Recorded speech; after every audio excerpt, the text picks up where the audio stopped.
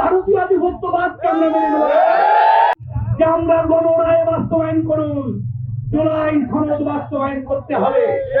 জুলাই সনদ অনুযায়ী দেশ চলবে। সরকারও ক্ষমতায় আছে, বিরোধী দলও আছে আপনাদের সাথে। আমরা রক্ত দিয়েছি, রক্ত আরো দেবো, কিন্তু ভারতীয় আধিপত্যবাদকে আমরা মেনে নেব।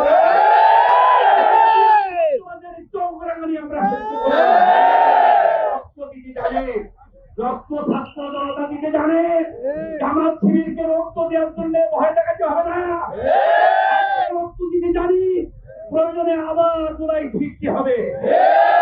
চাই না, আমরা সেই অধ্যায় যেতে চাই না। আমরা চাই জুলাই সনদ বাস্তবায়ন করে সরকার আমরা নতুন বাংলাদেশের সূচনা করলাম। সম্মানিত ভাইরা, তাই এই গণমিছিলে আমাদের দাবি হলো যে আমরা জুলাই সনদ বাস্তবায়ন করতে হবে এবং গণরায় বাস্তবায়ন করতে হবে। এই বাস্তবায়ন করার মাধ্যমে নতুন বাংলাদেশের আমরা সূচনা করতে চাই।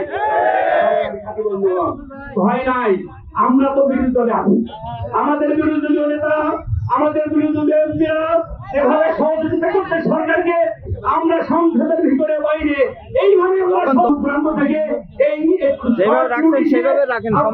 হাজার হাজার লোক যারা হাজির হয়েছেন সকলকে বাংলাদেশ জামাত ইসলামী শাসক উপজেলার পক্ষ থেকে ধন্যবাদ জানাই, মোবারকবাদ জানাই। তো রয়েছিল 9 মাস আর আওয়ামী লীগ চালিয়েছিল 17টা বৎসর। প্রাণপ্রিয় ভাইরা, বিএনপি, জামাত, আমরা আমাদের নেতাদের জীবন গিয়েছে, হাজার হাজার কর্মীর জীবন গিয়েছে, কিন্তু এদের স্বাধীন হতে পারে নাই। এরপর দল মত নির্বিশেষে এদেশের তরুণ, যুবক, তরুণী, শিশু সবাই যখন রাস্তায় নেমে এসেছিল, সেদিন আর সেই ফ্যাসিস্ট সরকার টিকতে পারে না।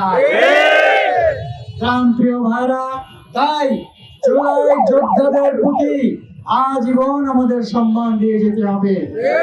যদি সেই সম্মান আমরা না দেই, যেমন 71-এর যারা যুদ্ধ করেছিল তাদেরকে আমরা বীর মুক্তিযোদ্ধা বলি, সম্মান করি, ঠিক তেমনি জুলাই যোদ্ধাদের পরে আমাদের সকলকে দল মত নির্বিশেষে সকলকে শ্রদ্ধা সম্মান জানাতে হবে।